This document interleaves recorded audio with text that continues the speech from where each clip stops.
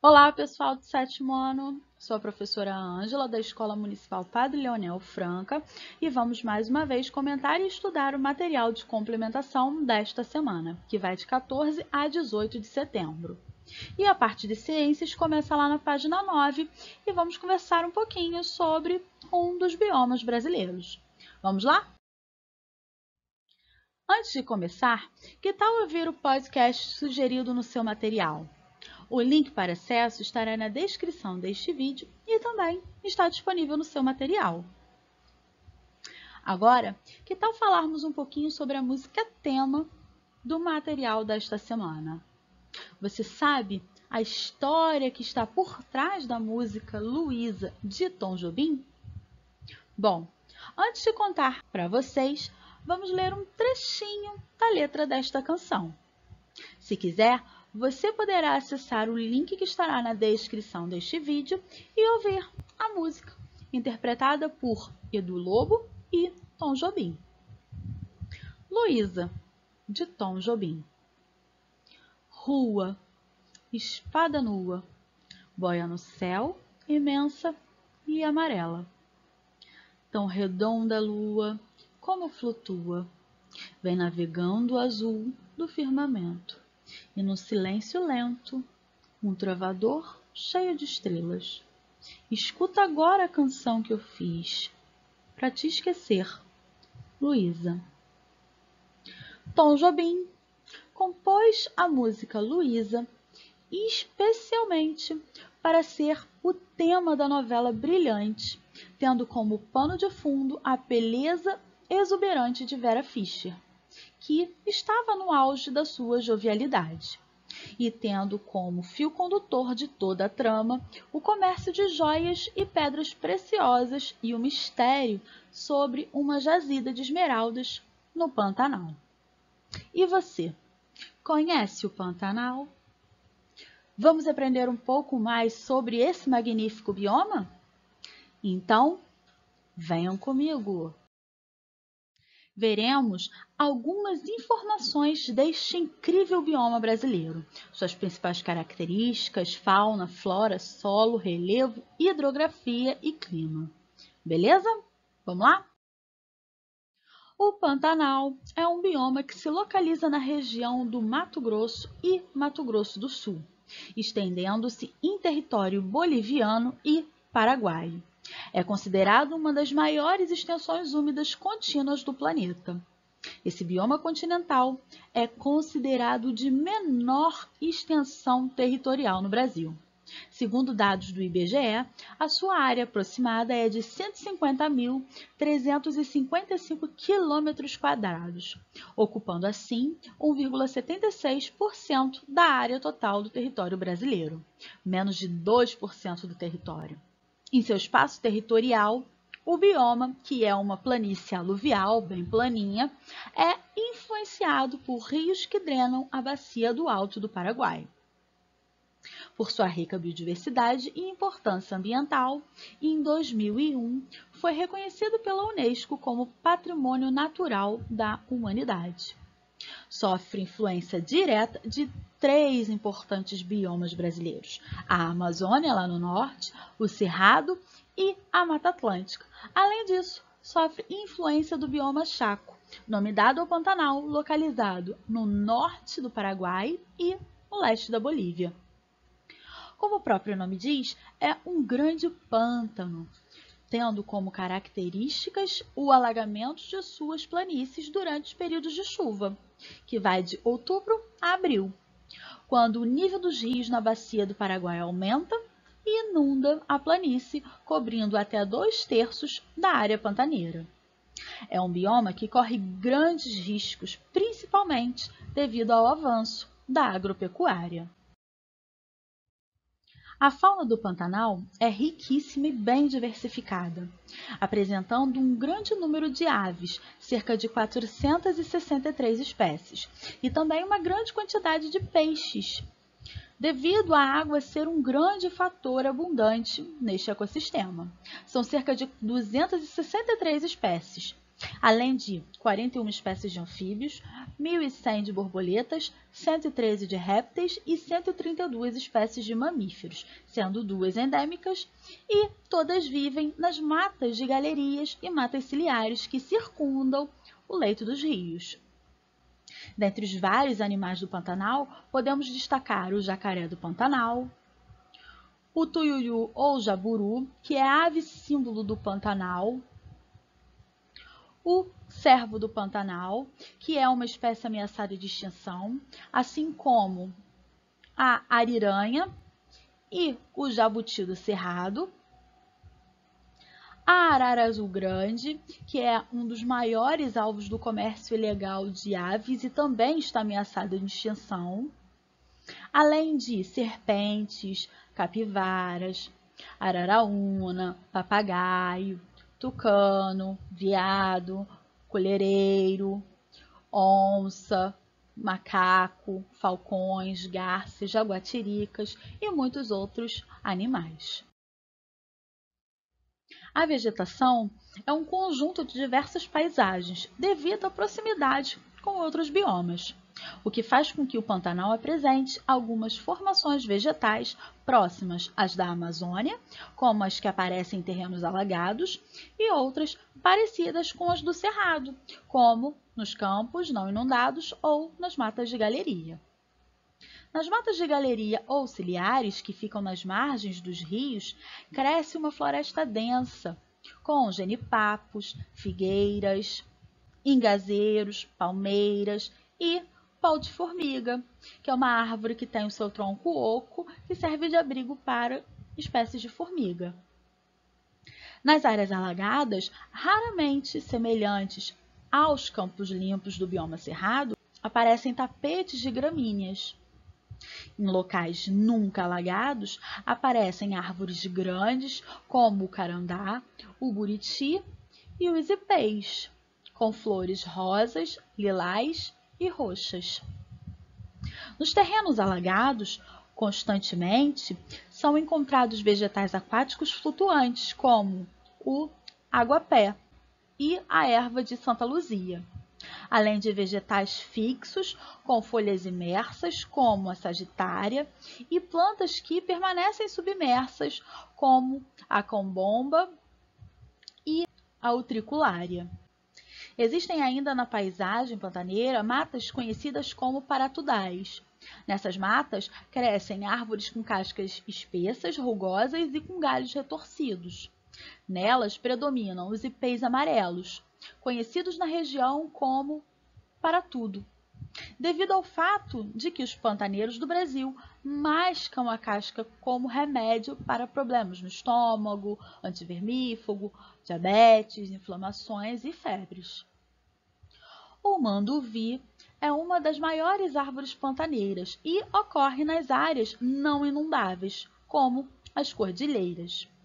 Segundo a Embrapa, o Pantanal apresenta quase 2.000 espécies de plantas já identificadas e classificadas de acordo com o seu potencial, e algumas delas apresentam um vigoroso potencial medicinal.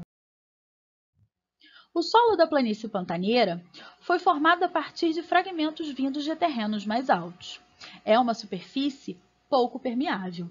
As características deste solo são resultados das constantes inundações. Como há excesso de água, a decomposição de matéria orgânica se dá de forma mais lenta e difícil, o que diminui a fertilidade do solo, que só chega às regiões quando eles voltam a secar. Quando as chuvas param e os terrenos secam, fica sobre a superfície uma mistura de areia, restos de animais e vegetais, sementes e humus, camadas essas que tornam o solo mais fértil. Nos terrenos mais altos e mais secos, o solo é arenoso e ácido.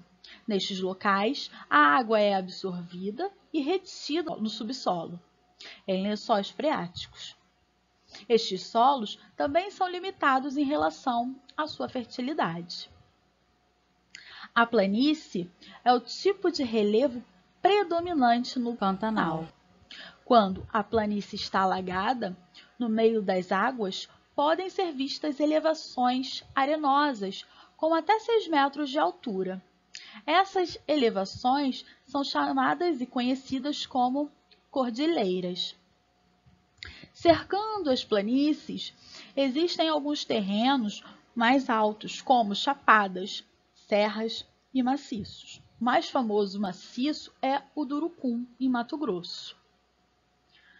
No grande ecossistema chamado Pantanal, a água é um elemento que regula a vida.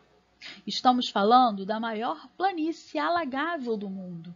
Calcula-se que cerca de 180 milhões de litros de água entram na planície pantaneira por dia. Mas de onde será que vem toda essa água? As enchentes ocorrem nos meses de chuva. Nessa época, o volume dos rios que cortam a região aumenta. Com isso, as planícies pantaneiras, que têm baixo declive, ou seja, são pouco inclinadas, retêm as águas que por ela passam. Como o solo das planícies é pouco permeável, ela não consegue absorver todo o volume de água que acaba por inundar grandes áreas. E assim, são formadas lagoas, baías, pântanos e brejos, que permanecem ligados através dos cursos dos rios. Destacam-se como importantes rios da região o Cuiabá, o São Lourenço, o Itiquira, o Correntes, o Aquidauana e o Paraguai.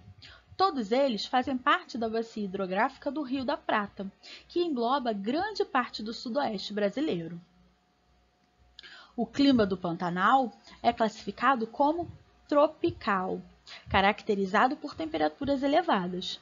A região apresenta duas estações bem definidas: o verão chuvoso, de outubro a março, quando a temperatura fica em torno de 32 graus Celsius, e o inverno seco, de abril a setembro, quando a média de temperatura é de 21 graus Celsius.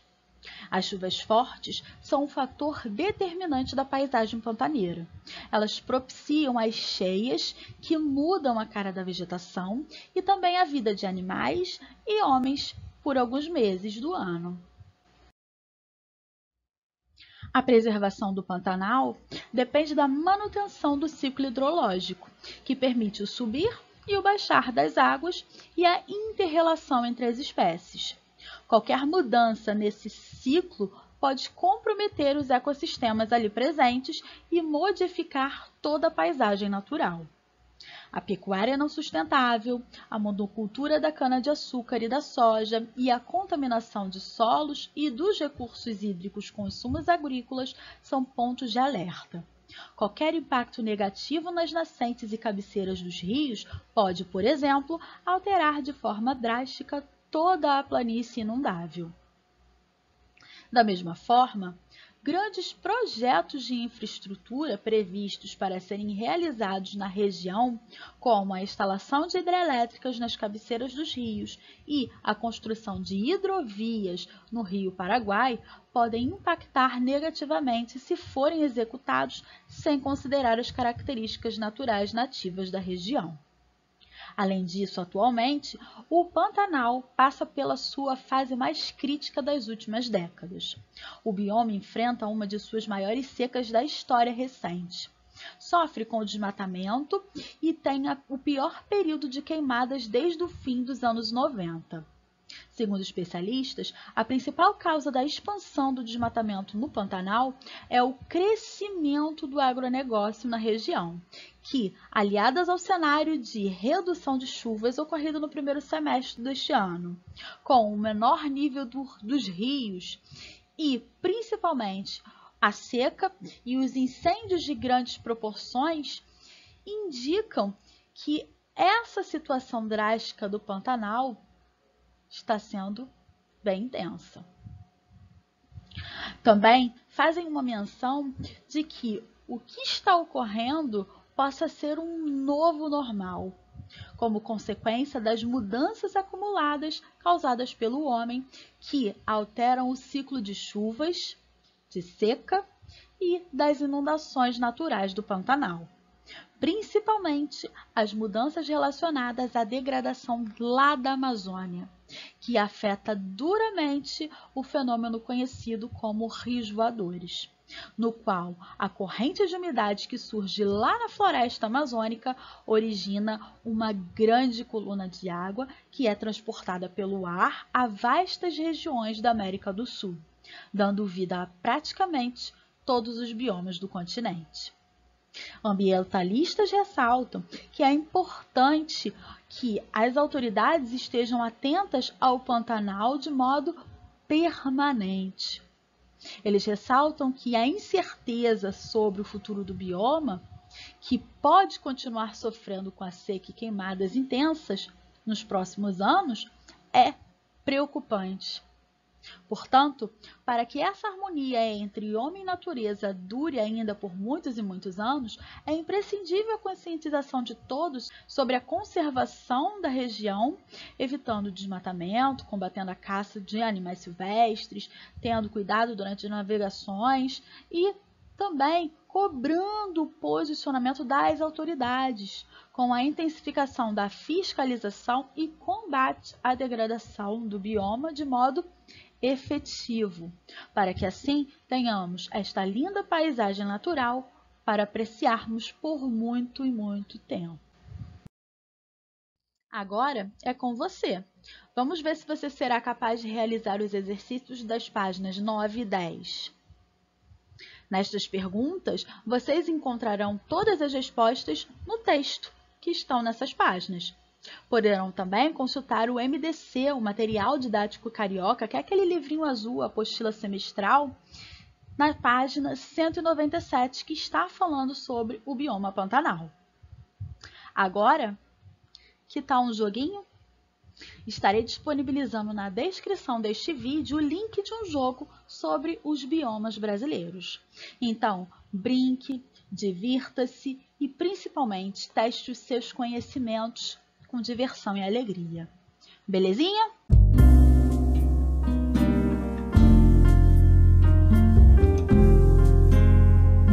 E para finalizar o material desta semana, uma música, uma linda imagem do Pantanal e uma frase para reflexão.